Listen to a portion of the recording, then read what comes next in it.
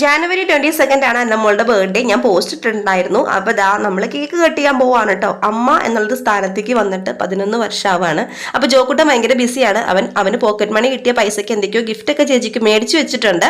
അപ്പം നമ്മൾ cake cut ചെയ്യാൻ കേട്ടോ. അപ്പച്ചനും അമ്മച്ചിയും വന്നിട്ടുണ്ട്. അനിയത്തി എത്തിയിട്ടില്ല. അനിയത്തിക്ക് വയ്യ, തൊണ്ടവേദനയൊക്കെ ആയതുകൊണ്ട് അവരാരും എത്തിയിട്ടില്ല. അപ്പം നമ്മളിതാ കേക്ക് കട്ട് ചെയ്യാണ്. അവളുടെ ഫേവറേറ്റ് ആയിട്ടുള്ള ആളാണ് കേട്ടോ അപ്പച്ചൻ. ഫസ്റ്റ് അവൾ അപ്പച്ചനാ കൊടുത്തത്, പിന്നെ അമ്മയ്ക്ക് കൊടുത്തു, ഏട്ടന് കൊടുത്തു, എനിക്ക് തന്നു, ജോക്കുട്ടന് കൊടുത്തു. പിന്നെ ഞാൻ പതിവ് പോലെ കേക്ക് കട്ട് ചെയ്ത് അപ്പുറത്തും ഇപ്പുറത്തും കൊടുക്കാനുള്ള രീതിയിൽ പാത്രങ്ങളൊക്കെ ആക്കുകയാണ്. അപ്പോൾ ജോക്കുട്ടൻ എന്താ അവൻ പോക്കറ്റ് മണി കിട്ടിയ പൈസ കൊണ്ട് ഞാൻ പറഞ്ഞല്ലോ ഗിഫ്റ്റ് മേടിച്ചിട്ടുണ്ട്. അപ്പം ഞാൻ ആ മേടിച്ചെന്ന് കരുതി എന്നെ കെട്ടിപ്പിടിക്കാൻ വന്നപ്പോൾ ഞാൻ അല്ലടി അവൻ ആ മേടിച്ചെന്ന് ഞാൻ അങ്ങോട്ട് പറഞ്ഞു വിട്ടു. അപ്പോൾ അവർ രണ്ടുപേരും ഭയങ്കര ഹാപ്പിയാണ് കേട്ടോ.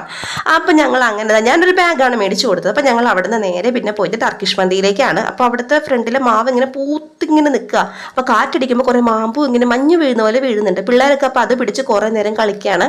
കടയിൽ നല്ല തിരക്കായിരുന്നു. അപ്പോൾ അതുകൊണ്ട് നമ്മൾ കുറച്ച് നേരം പുറത്ത് വെയിറ്റ് ചെയ്തു. പിന്നെ നമ്മൾ അകത്തേക്ക് കയറിയപ്പോഴത്തേനും കുറച്ച് തിരക്കൊക്കെ കുറഞ്ഞു. പിന്നെ നമ്മൾ ഓർഡർ ചെയ്തത് റിബ്സ് മന്തിയാണ് കേട്ടോ. നമ്മുടെ ഫേവറേറ്റ് ആണ്, അന്നമോളുടെ ഫേവറേറ്റ് ആണ്. അപ്പോൾ ബർത്ത്ഡേക്കാരിയുടെ ഇഷ്ടമാണല്ലോ നോക്കേണ്ടത്. പിന്നെ ഞാൻ ഇന്ന് ഫുഡൊന്നും വീട്ടിൽ വെച്ചില്ല. ഞാൻ കരുതി ഇത്തവണത്തെ ബർത്ത്ഡേ സെലിബ്രേഷൻ പുറത്താക്കാന്ന്. അപ്പം ഞങ്ങളിതാ ഓർഡർ ചെയ്ത മന്തിയൊക്കെ എത്തി, സാലഡും മയണൈസും എല്ലാം കൂട്ടി ഭയങ്കര ഹാപ്പി ആയിട്ട് അങ്ങനെ ഒരു ബർത്ത്ഡേയും കൂടി അന്നമോളുടെ കഴിഞ്ഞു.